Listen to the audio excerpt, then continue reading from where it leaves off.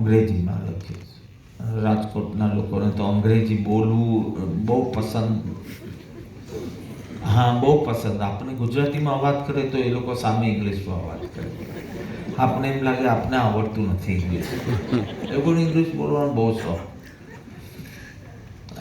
યુથમાં તો ખરો જ.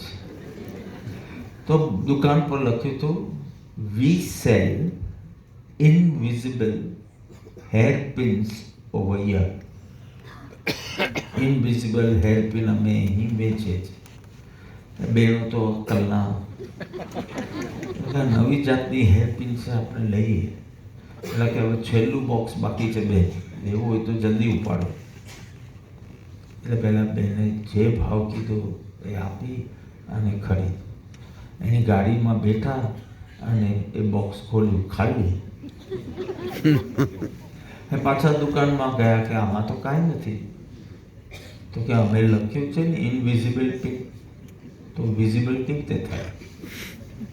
એટલે કોઈ ને કોઈ ઇનવિઝિબલ તત્વને આપણે કારણ માની લઈએ કે અત્યારે મારો કર્મનો ઉદય એવો છે. કોને કીધું?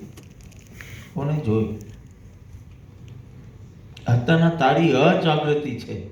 કોઈ અંતરાય કર્મનો બી ઉદય નથી, કોઈ શાતા વૈદ્ય શાતા વિદ્યા કશું જ નથી. તું અત્યારે સ્વરૂપ જાગ્રત નથી, એટલે તને આટલા સંકલ્પ વિકલ્પ આ ઘટનામાં થાય છે. આ પ્યોર અધ્યાત્મ છે. બીજાને કારણ માને છે સંસારી, કર્મને કારણ માને છે ધાર્મિક, અને પોતાને જ દુઃખનું કારણ માને છે એ આધ્યાત્મિક. એક છોકરાએ તો ફેંક્યો એક પથ્થર, સામેવાળાની બારી ફૂટી, સામેવાળાને ખબર પડી કે આને પથ્થર ફેંક્યો. એટલે આવ્યા આના ઘરે, એની માને કીધું તમારા દીકરાએ પથ્થર ફેંક્યો છે અને બારી તોડી છે. કે મારો દીકરો આવું કરે જ નહીં. કે પૂછો તમારા દીકરાને. તો એની માએ દીકરાને પૂછ્યું કે તે ફેંક્યો તો પથ્થર? તો કે હા મમ્મી, પણ કલ્લુએ કીધું તું એટલે મેં ફેંક્યો. કલ્લુ એનો મિત્ર હશે. કલ્લુએ કીધેલું એટલે મેં પથ્થર ફેંક્યો, અને પથ્થર ફેંક્યો એટલે બારી ફૂટી. એટલે માં કે જો મેં કીધેલું, મારો દીકરાને આવો ભાવ જ ના આવે. એમ આપણે તો બધું કર્મ ઉપર ઠોકી દઈએ છીએ. કલ્લુએ કીધું ને, કર્મએ કીધું ને, પણ તારી બુદ્ધિ ક્યાં ઘાસ ચડવા ગઈ હતી? જ્ઞાનીના વચનો બી હતા ને તારી પાસે આજ ઉદય વખતે.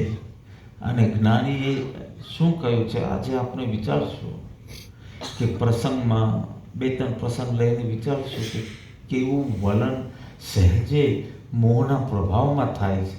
અને જો જ્ઞાનીના વચનનો ખરો રંગ લાગ્યો હોય તો વલણ કેવું બદલાય છે.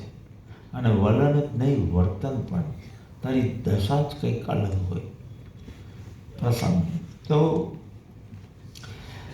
અવલી સમજણ એટલે અવલો પુરુષાર્થ. સ્વાભાવિક છે, તારી સમજણ જ હોય કે પહેલાંય મને દુઃખી કર્યું.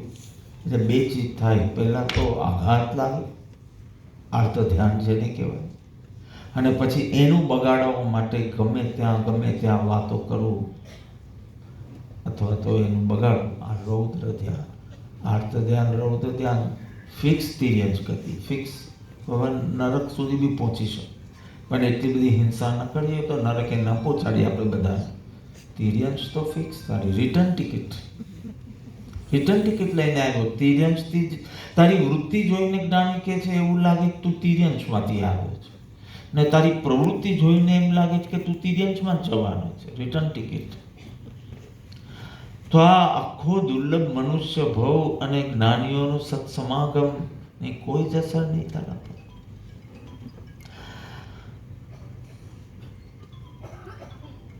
એક ભાઈને દારૂ પીવાની આદત, રાજકોટના